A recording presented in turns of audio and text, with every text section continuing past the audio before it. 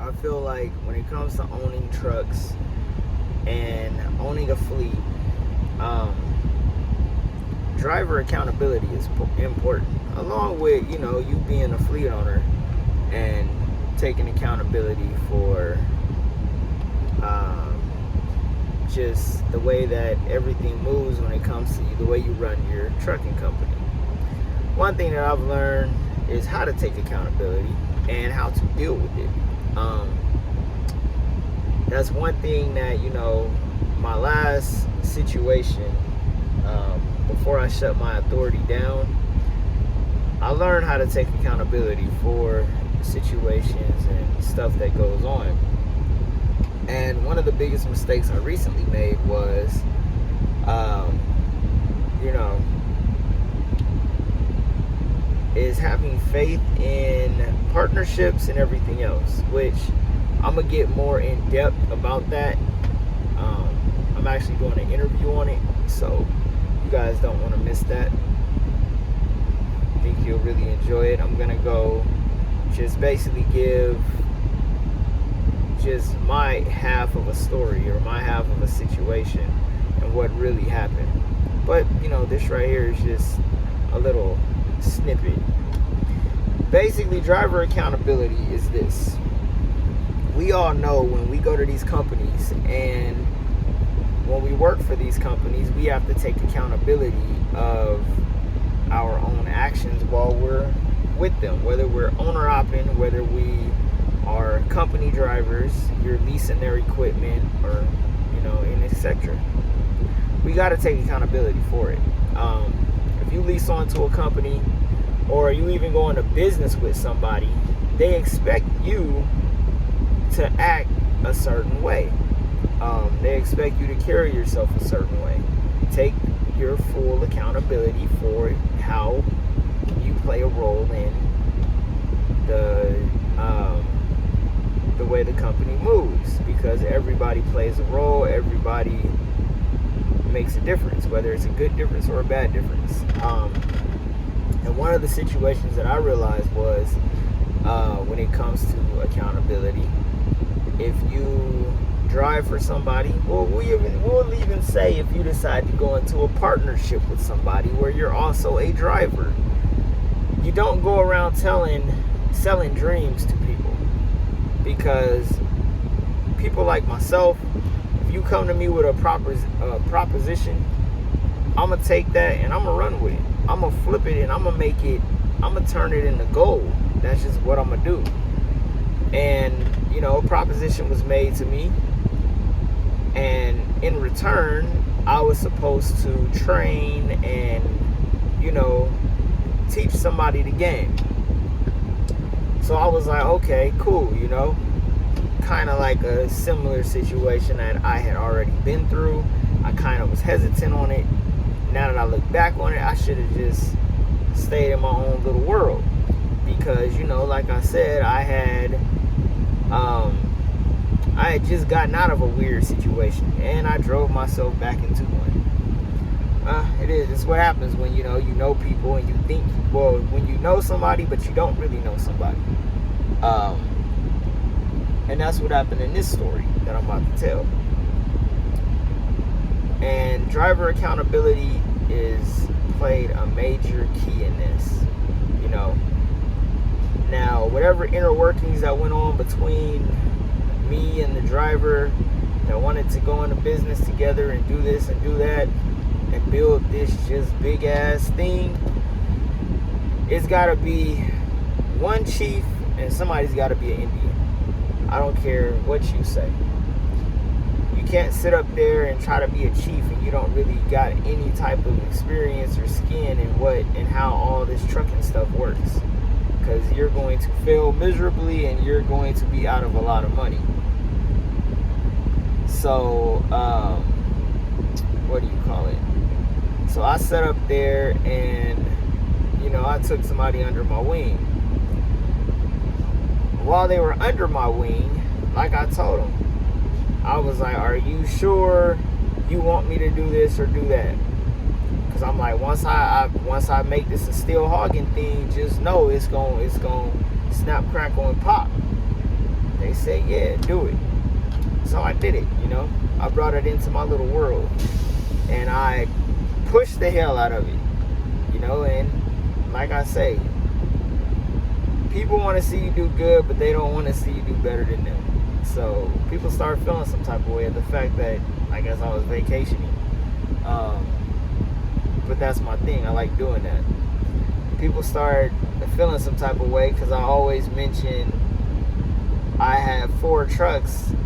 Well, I had 6 trucks total, and 4 of them were 4 that I owned. The other 2 were financed. Didn't tell really too much about the financing. They just came from Penske. And so on and so forth. But I guess people started feeling some type of way because of the buzz I was getting off of it. Yeah, it is what it is, you know? What can I say? I like having fun. So, what do you call it?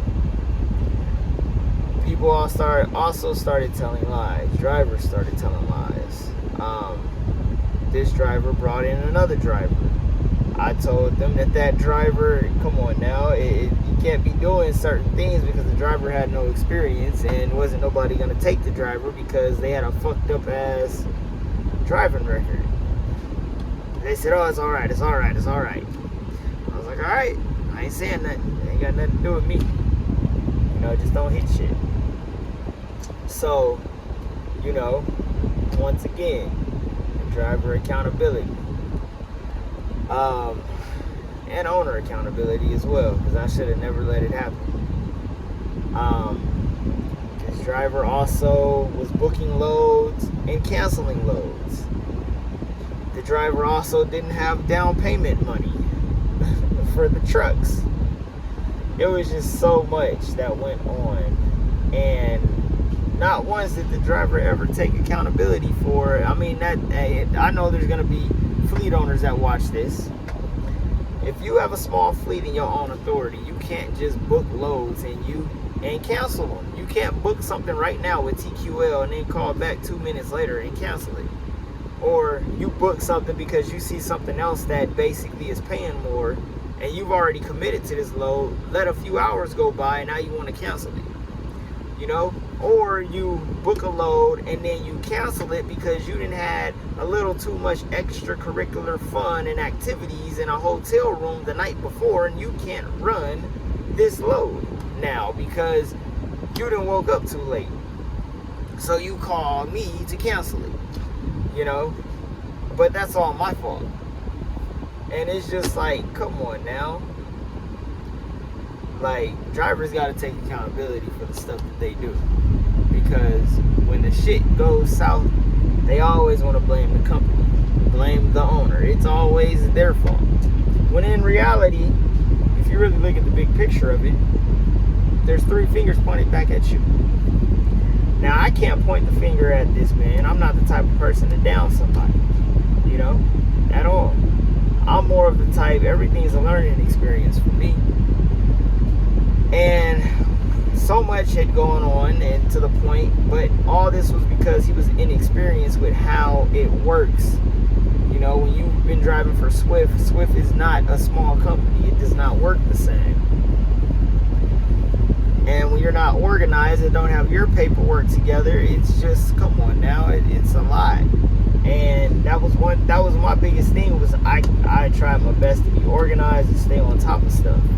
You know, I have my faults here and there, but it was none on a stamp of, oh, I'm going to book something and cancel it. I'm going to tell you that, hey, my truck will be down at this date and time, and you can jump in it yourself to deliver your load because I know your truck broke down. Then turn around and tell your driver to unhook the ELD and everything else and to just go ghost because it's not your problem all of a sudden, but you committed to it. You can't commit to things as a driver and then turn around and backpedal on them. The carrier is going to look at you like, are you serious right now? Like, you're not dependable. You're not somebody that I truly can depend on. And they're going to pull the plug. And then when they do pull the plug, they tell you, you're going to be settled out in 30 days, and whatever equipment you have, you need it turned in. The day that you go to turn I guess the date hits that, hey, it's the day that you're getting paid, let's meet up. And that driver, the owner of the company, drives 5.5 hours from Arizona to California to pick up their equipment, their trailer, and you're playing games about it. It's like, come on now. You didn't drove, this man that drove 5.5 hours to pick up something, and now all of a sudden you're playing games and you don't want to just follow simple directions. So they call the cops to make a police report. Actually, they even tell you, don't worry about it, they'll find the trailer, don't worry about it, we'll just settle you getting paid out in court since you want to play games. And they'll make a police report, so then they can use that police report so they can activate the GPS on the trailer, and they can find the trailer. Everything's cool, don't even worry about it. I'll just see you when you decide to file the paperwork for court. And then the judge will tell you exactly how much the carrier is going to pay you. We're just going to do it like that, simple. And that's exactly what happened, because drivers could not take accountability for their own actions and follow simple directions. You turn a mountain into a molehill, or you turn a molehill into a mountain. And all said and done, like I said before, if you as a driver, are trying to get on with a company, or you're even trying to become a fleet owner, make sure that you take accountability for your actions. Being a driver, make sure you do everything that's by the book, and don't listen to what people have to say that's negative about the person, because 9 times out of 10, it's not going to end the way that you really want it to end. And it just prolongs the situation. But can I say, people don't really take that into account. People don't really think about that before they do things. So it is what it is. But when it's all said and done and it's really about me, somebody can try to expose something that they truly don't understand. People are going to tell things, and when it comes to having spouses, they're going to lie to their significant other. Because remember, I was in a motorcycle club a long time ago. I was in a few, but the main one that I was in, I got out of it because I was actually a full patch member too. So don't let people get it twisted. I can show you plenty of pictures in my patches because I was happy that I had them. And like I said, a motorcycle thing was, oh man, it was some good times. And I learned a lot. Back then, me and dude weren't really, I knew who he was, but he was a dentist, a Nigerian dentist. So it was kind of like, okay. But the reason why I left the club to begin with was because all the infidelity that was going on,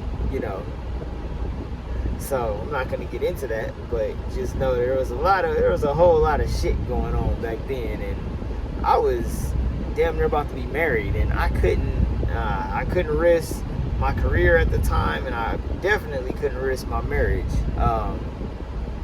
behind that damn club, because that club was wild. A lot of wild shit went on in that club.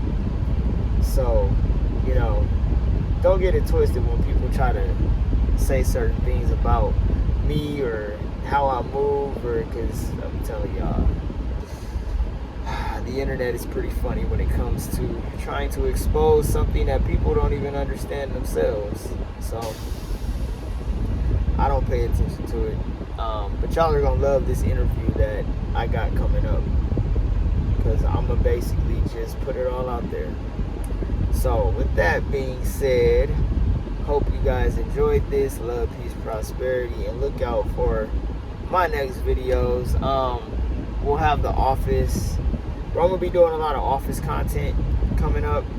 I'm gonna be dropping a lot of jewels when it comes to business, running a business, structuring a business. Oops, just the whole 9 yards. So be on the lookout for that. I'm so happy. Like I said, I've had so much going on. I ain't really had time to really dwell on the bullshit that's been going on. I've been making a lot of power moves. Like I said, 2022 is going to be a good year, especially for steel hogging. I tell you, we got the office, we got the dealership about to start popping again. We got some exotics coming in. So, you know, like I said, it's just next year is going to be a good year. So, with that being said, love, peace, and prosperity, and I will catch y'all in the next video.